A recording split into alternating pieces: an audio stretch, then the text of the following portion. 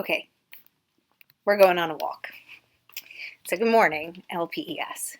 Happy Friday, my friends. I'm going to try and make this a little bit more steady. There we go. All right. You and I are going on a walk for kind of a change of scenery, but also to have a bit of a conversation. I want to let you in on a little secret. It's a secret I'm not super proud of as your school counselor, but I'm going to tell you guys anyway. So I'm at school right now. It's Thursday morning. Happy St. Patrick's Day. I got my green on. I know that a lot of us will be celebrating today, having some fun things happening in our classes, some extra St. Patty's Day activities and whatnot. But when I drove to school this morning, I noticed it is pretty yucky outside. I don't know if you can see that. Oh yeah, there we go. You can see it's rainy, it's kind of foggy. It's nothing like the past few days when it has been gorgeous out, like 70 degrees and sunny and just beautiful. Felt like spring. It was really nice. So back to Mrs. Heffler's little secret. So my secret about today is I'm kind of bummed that it's cloudy and rainy and gross out. That's not the secret. The secret is I was a little relieved. Let me tell you why. So I was a little relieved because I've noticed, and I'm kind of letting you in on a teacher secret here. Teachers have noticed, maybe even parents have noticed too, that sometimes when we get to this time of year, when all of a sudden the weather changes and we get to go outside all the time and it's really nice out, sometimes what happens is when we start going to a lot more outdoor recess, a lot more arguments start to happen. I'd like to think if I could see a camera into your classes right now, my third graders, my fourth graders would be like nodding their heads along because you guys know what's up. You know that when it gets a little bit warmer out, sometimes after being cooped up inside all winter, sometimes we lose control. So old Mrs. Heffler here, again, not proud of this, but I was kind of relieved today when I saw it was a little rainy because that means we're indoor recess, which is a bummer. I'm actually not that happy about it, but I also know that indoor recess means there might be some less arguments happening today, some less fighting happening today amidst our students. So what does that mean? That means that as I was thinking about today's Friday feeling and what I wanted the message to be, I was thinking to myself, it needs to talk about the fact that we're not always treating each other super kindly. And in order to understand why we do that, we need to understand a little bit more about our brains. So I started thinking about this because when we lose control of our emotions, that's when we typically hurt other people. There's this saying that's a little tough to understand. I've been saying it a lot in my counseling office lately. It goes like this: hurt people hurt people. Think about that again. Hurt people hurt people. So what it means is if someone's hurting inside, chances are they might hurt somebody else to make them feel the same way. This doesn't mean physically hurting, like pow, punching somebody else or hitting somebody else, so it could mean that. It means when we don't feel great about ourselves, when we don't feel good inside, when we're dealing with tough emotions, sadness, anger, frustration, confusion, when we're dealing with those, sometimes it makes us do things that hurt other people, even the other people we care about. And this tends to happen a lot, especially at recess. Because at recess, our feelings might be hurt. Maybe we've had a tough morning of schoolwork and we get out there and we're feeling kind of frustrated over not understanding something in class. Whatever it might be, sometimes that makes us do things that we're not proud of. Like I said, hurt people hurt people. People that are hurting, kids that are hurting, grown-ups too, sometimes say things or do things to other people to make them feel the same way. So all of this is tied into the problems we're having at recess, the issues of things that we're seeing going on. And so I decided when I was thinking about today's Friday Feel, I thought, let's talk about the brain. Let's talk a little bit more about what makes us lose control of those emotions and how we can kind of deal with them a little bit better. So I looked online because sometimes I know you hear from me, you hear from Miss Nazaro, you hear from us a lot.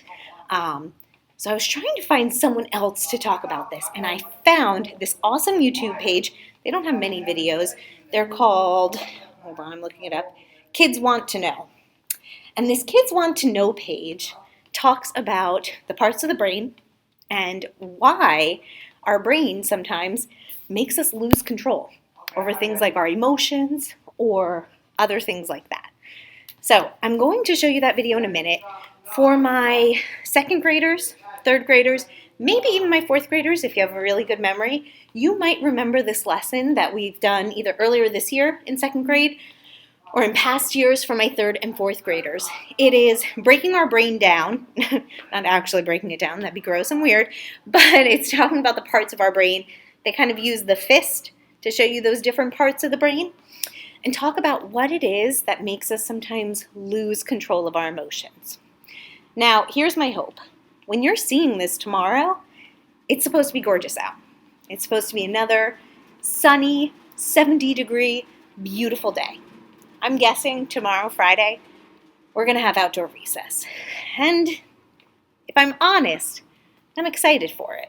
And the reason I'm excited for it is because I'm hoping after our little conversation this morning and the video I'm about to show you, maybe we can do more to calm ourselves before we lose control of those emotions and before we become hurt and try to hurt others around us. So I'm going to pass it over to the video and we'll take it from there. I hope you enjoy. Kids want to know. Imagine that you really want to play soccer at lunchtime, but when the bell rings, you can't find your shoes. Hold up. Did she just say he couldn't find his shoes? Why are your shoes off during lunch? That's weird. Okay, anyway, back to the video. When you finally get out to the field, the teams have been picked and it's too late for you to play. Maybe you got so mad that this small problem became a big problem in an instant. When we lose control of our emotions like this, we can call it flipping your lid, kind of like the way a pot might do if it was too full and too hot. A little while later, after you've cooled down, you might even feel sad when you realize that when you had a big reaction to a little problem, you could have hurt someone's feelings. What if I told you that this happens to everyone? Your parents, friends, teachers, and everyone else you know can flip their lid and lose control of their emotions sometimes. We all need to work on managing our feelings. Have you ever wondered why we can have such a hard time keeping our emotions under control? It can be really tough being a kid these days. There's just so much going on every day, at home, at school, even after school. Sometimes it's hard to keep a lid on things, and we act in ways that are not kind or caring, even though we don't mean to be hurtful. There are so many situations that we encounter every day that can cause our emotions to bubble up. Maybe you felt upset or frustrated when you were working on a problem or activity at school and just can't seem to get it right. Maybe something unexpected or embarrassing happened to you in front of your friends. Maybe you had something important to say but didn't get a chance to say it. These and many, many more situations can cause both kids and adults to flip their lids. So why does this even happen? Well, it has to do with the way our amazing human brains work to help keep us safe. This is your brain, the part of your body that controls everything you do. Let's take a closer look at the parts of the brain and how they can work together to help us keep a lid on things. The brain is a pretty complicated organ, so we're going to use our hand to help us visualize what's happening up there. Let's imagine that our brain has an upstairs and a downstairs. Here, where our thumb is called the midbrain. This is where our emotions and memories are created and stored. Below that is your brainstem. The brainstem controls the things our bodies do that we don't have to think about, like breathing. It also controls our automatic reactions to certain situations. For example, if you touch a cup with hot tea in it and it's too hot, your downstairs brain feels the pain and will pull your hand away to stop you from getting burnt. It's an automatic reaction. You don't have to stop and think about what to do. Or imagine you're out on a hike and a bear wanders onto the path. Your brain doesn't stop and think, what kind of bear is it? Is it friendly? Your downstairs brain notices that you feel scared. It takes charge and in a split second decides whether or not you should fight, fly, another word for run away, or freeze.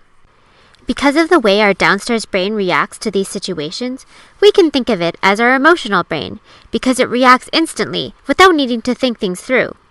It's always ready to take charge in any situation to help keep you safe. So if this is our downstairs brain, then this part where the back of our hand and fingers are can be seen as our upstairs brain. It's called the cerebral cortex. This part of our brain helps us think logically, act with kindness, and think about how others might be feeling. It's also the problem-solving part of our brain. It helps us to think of possible solutions to a problem and decide which one is best. The upstairs brain is our thinking brain. Your upstairs and downstairs brain don't work alone. Your brain is set up so that the upstairs and downstairs brain can communicate with itself.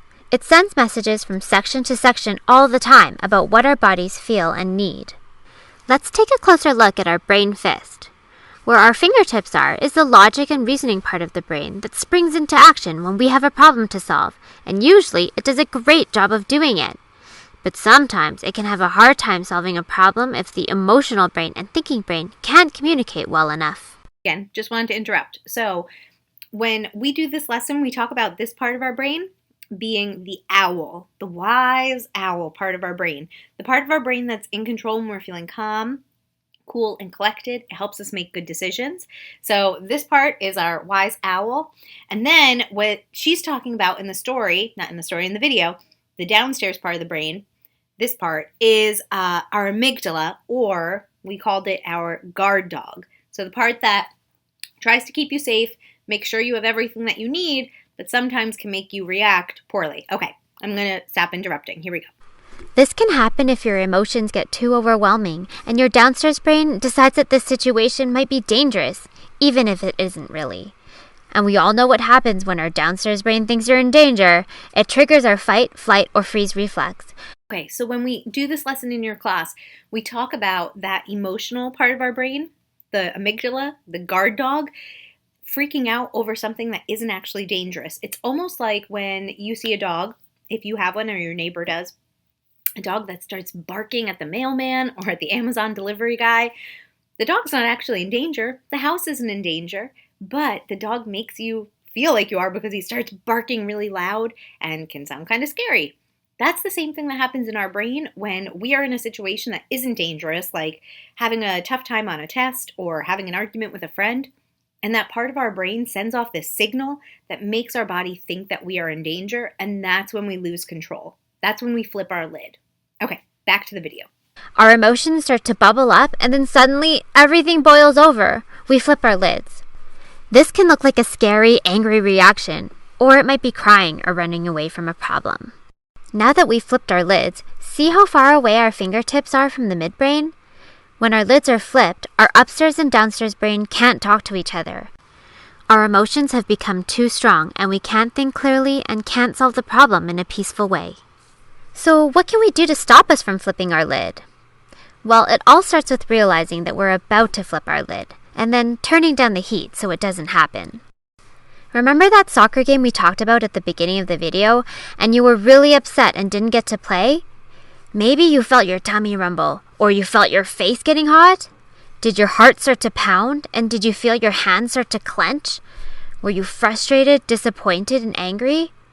These types of strong feelings are all indicators that you might be close to flipping your lid.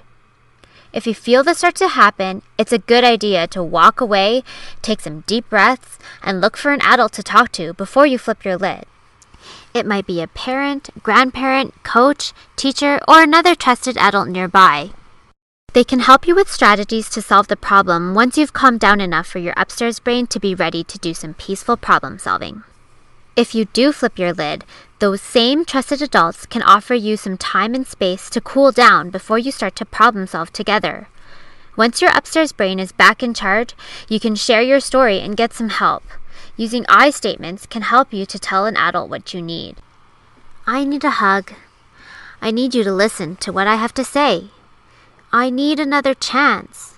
I need some alone time. I need a walk. I need you to see that I can do well. Learning more about the brain and how it works can really help us to understand our emotions and to be peaceful problem solvers. When we listen to our bodies and our brains, we can turn the challenges of being a kid into opportunities to learn and grow. Thanks for watching! Mrs. Heffler for that awesome video. It's so cool to learn about how our brains work and how our emotions also have a lot to do with what our brains are thinking.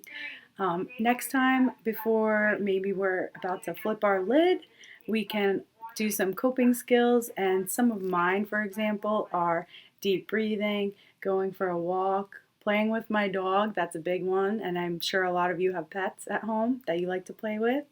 And always stop and think before we speak or act, and think about how our emotions and our words will affect other people. And hopefully we can problem solve more peacefully in the future. And remember, LPS, stay kind.